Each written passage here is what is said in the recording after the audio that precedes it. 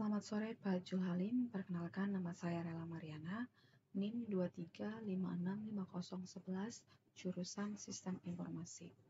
Adapun yang ingin saya tampilkan di dalam video ini, yaitu mengenai review tentang sebuah jurnal yang saya ambil dengan judul Analisis Penerimaan Google Classroom menggunakan Pendekatan Teknologi Acceptance Model atau TAM dan End User Computing Satisfaction atau EUCS pada Universitas Informatika dan Bisnis Indonesia.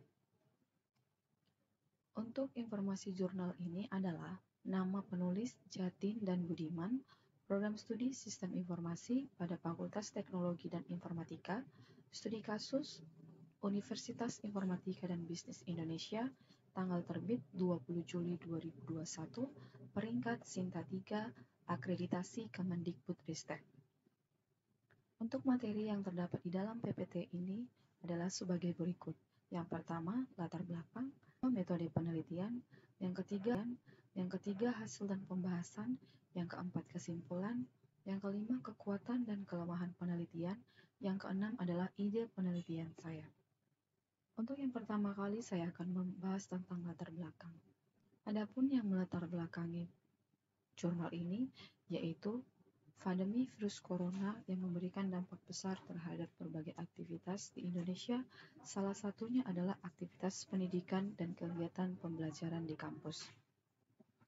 Yang menjadi masalah yang terdapat di dalam sebuah kampus yaitu Universitas Informatika dan Bisnis Indonesia, yang mana terkendalanya sebuah proses belajar mengajar, sehingga pihak kampus mengambil satu langkah untuk membantu proses mengajar tersebut dengan tujuan untuk tetap mengadakan pembelajaran secara daring dan memberikan layanan pembelajaran bermutu dalam jaringan yang bersifat masif dan terbuka. Salah satu cara yang pelaksanaan proses pembelajaran secara online dengan menggunakan Google Classroom. Dan Google Classroom sendiri adalah layanan berbasis internet yang disediakan oleh Google sebagai sistem sebuah e-learning. Yang kedua, metode penelitian. Penelitian ini dilakukan untuk menganalisa bagaimana penerimaan Google Classroom pada Universitas Informatika dan Bisnis Indonesia dengan menggunakan model TAM dan UCS, dan target peneliti adalah mahasiswa-mahasiswa yang ada di kampus tersebut.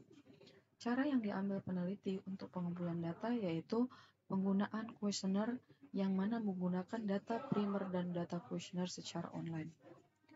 Dengan menggabungkan dua model sebagai kerangka penelitian, yaitu Teknologi Acceptance Model atau TAM dan End User Computing Satisfaction atau EUCS, konsep yang dibangun oleh peneliti dalam melakukan penelitian fokus kepada penerimaan Google Classroom. Di dalam metode penelitian terbagi beberapa tahap, salah satunya tahap penelitian. Untuk tahap yang digunakan peneliti untuk melihat bagaimana respon atau bagaimana mahasiswa menerima Google Classroom, maka peneliti melakukan beberapa cara seperti pada gambar berikut ini.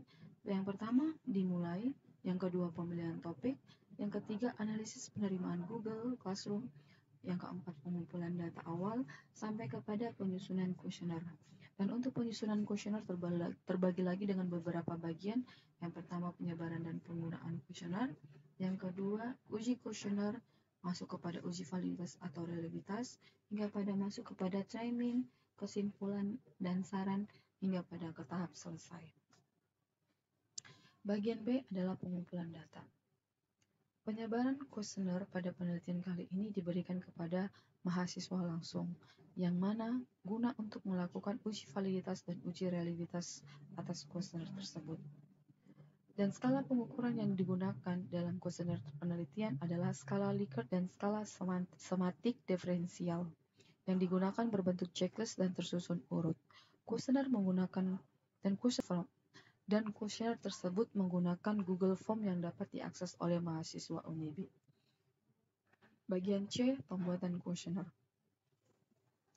Di dalam pembuatan kuesioner yang digunakan peneliti ini mengacu kepada konstruk yang digunakan, yaitu variabel penelitian yang digunakan sebagai acuan kuesioner adalah perceived usefulness, perceived easy of use, attitude toward using technology, content, accuracy, format, timelines, dan easy.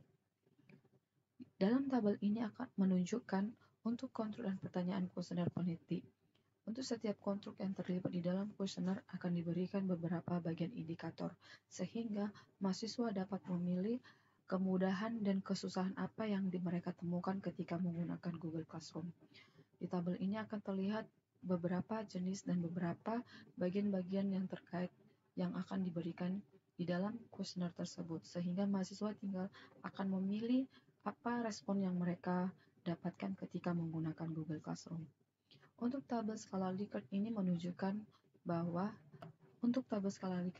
dijelaskan bahwa mahasiswa atau responden yang ada pada universitas tersebut akan dinilai apakah respon yang didapat setelah menggunakan aplikasi tersebut, dan pilihan yang diberikan kepada responden atau mahasiswa ada beberapa deskripsi yang menjadi pilihan, yaitu mulai dari sangat tidak setuju, netral, setuju, hingga pada sangat setuju. Tabel skala Likert adalah untuk menunjukkan bagaimana respon mahasiswa, apakah mereka mengalami atau setuju dengan apa yang didapat setelah menggunakan Google Classroom tersebut. Dan deskripsi yang diberikan itu ada beberapa bagian, mulai dari pilihan sangat tidak setuju hingga pada pilihan sangat setuju. Bagian D, analisa responden. Peneliti melakukan penyebaran kuesioner terhadap mahasiswa yang ada di Unibi dan mengambil responden sebanyak 373 orang. Dan data yang diambil peneliti berdasarkan jenis kelamin, yaitu laki-laki dan perempuan, kemudian berdasarkan program studi yang mulai dari jurusan akuntansi, DKV, ilmu komunikasi, manajemen, sistem informasi dan informatika. Dan setiap mahasiswa yang terlibat di dalam pengisian kuesioner tersebut akan diambil berapa persentase yang bisa disimpulkan oleh peneliti, seperti pada tabel berikut ini. Masuk kepada bagian E, pengujian validitas keseluruhan. Adapun tujuan dari pengujian validitas ini digunakan untuk melihat berapakah data valid yang didapatkan melalui penyebaran kuesioner tersebut, apakah dia akan memenuhi standar atau data itu valid atau tidak valid sama sekali. Dan kemudian akan diuji lagi untuk melihat apakah respon mahasiswa tersebut akan sama dengan waktu yang berbeda atau tetap memberikan hasil yang berbeda juga. Di bagian F adalah uji reliabilitas. Reliabilitas menunjukkan pada suatu pengertian bahwa sesuatu cukup dapat dipercaya untuk digunakan sebagai alat pengumpulan data karena instrumen tersebut sudah baik.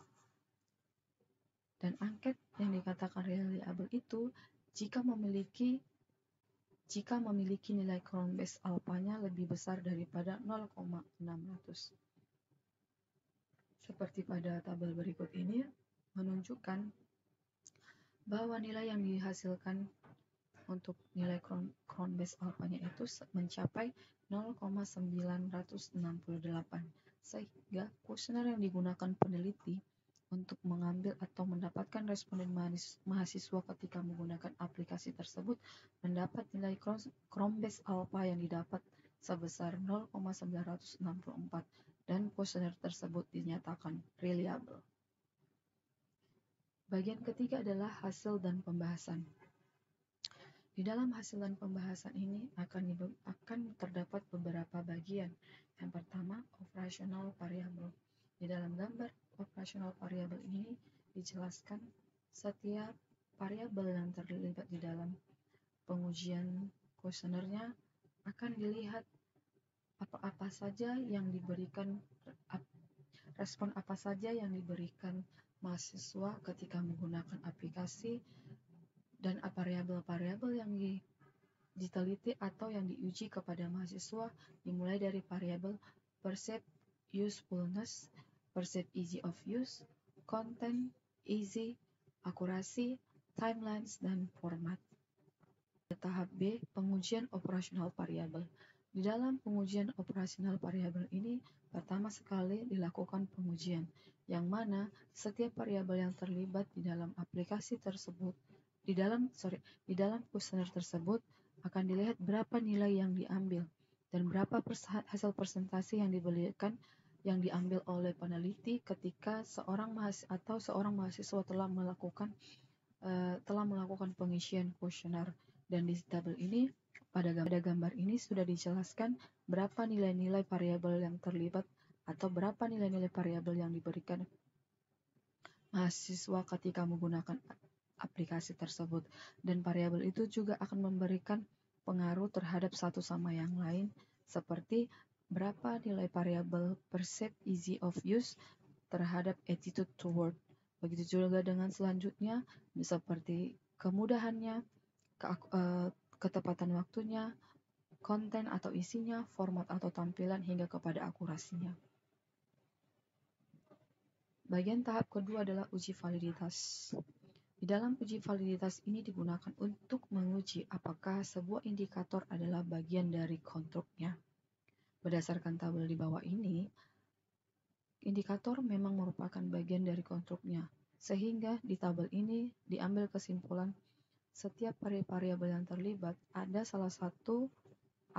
beberapa variabel yang tidak memenuhi standar. Kenapa tidak memenuhi standar? Karena nilai estimasi yang didapat dari kuesioner tersebut ada di bawah dari yang nilai Crown Base Alpha yang sudah ditetapkan di awal, yaitu nilai Crown Base Alpha 0,600, dan di sini ada dua variabel yang tidak memenuhi, sehingga variabel yang tidak memenuhi ini akan dikeluarkan dari tabel tersebut. Selanjutnya adalah bagian 3, uji model tahap pertama. Di dalam pengujian model ini menggunakan SPSS AMOS 26, yang dimana peneliti menggunakan ini untuk melihat setiap variabel yang diuji akan menghasilkan nilai ujinya, dan melihat berapa tingkat penerimaan mahasiswa terhadap penggunaan aplikasi. Dan pada tabel ini juga diterangkan ada interpretasi yang akan dipilih atau yang akan diberikan kepada mahasiswa, dan mahasiswa boleh menentukan apakah dia merasa kesesuaiannya baik, kesesuaiannya menengah, bahkan kepada kesesuaian yang rendah. Bagian C adalah analisa pengaruh total. Di dalam analisa pengaruh total ini sudah disimpulkan bahwa setiap nilai-nilai yang didapat dari berbagai variabel yang terlibat, maka peneliti mengambil nilai kesimpulan, yaitu salah satunya perceived easy of use memberikan pengaruh positif sebesar 52,2% terhadap perceived usefulness, dan kemudian masuk kepada perceived usefulness memberi pengaruh positif sebesar 34,4% terhadap attitude toward using. Yang selanjutnya konten atau dari isinya memberi pengaruh sebesar 25,4% terhadap attitude toward. Yang keempat adalah akurasi memberi pengaruh positif sebesar 11,9% terhadap attitude toward. Yang kelima adalah format atau tampilan memberikan pengaruh positif sebesar 18,4%. Bagian keempat, kesimpulan. Kesimpulan yang saya ambil dari analisis yang dilakukan oleh peneliti, berdasarkan hasil pengolahan dan analisis dilakukan, bahwa rumusan permasalahan yang telah diuraikan di awal terjawab, bahwa hasil analisis dengan menggunakan metode TAM dan EUCS menunjukkan persepsi kemudahan pengguna memberikan pengaruh positif sebesar 52,2, persepsi kegunaan sebesar 34,4, kemudian pengaruh sikap memberikan pengaruh positif sebesar 25, hingga pada pengaruh tampilan sebesar 18,4%. Sehingga disimpulkan bahwa 5 hipotesis tersebut memiliki pengaruh terhadap kepuasan mahasiswa dalam menggunakan Google Classroom. Kelima adalah kekuatan. Kekuatan utama artikel ini terletak pada kemampuannya untuk menggabungkan teori yang sudah ada dengan semua virus baru, menciptakan wawasan yang berharga dan memperkaya literatur ilmiah.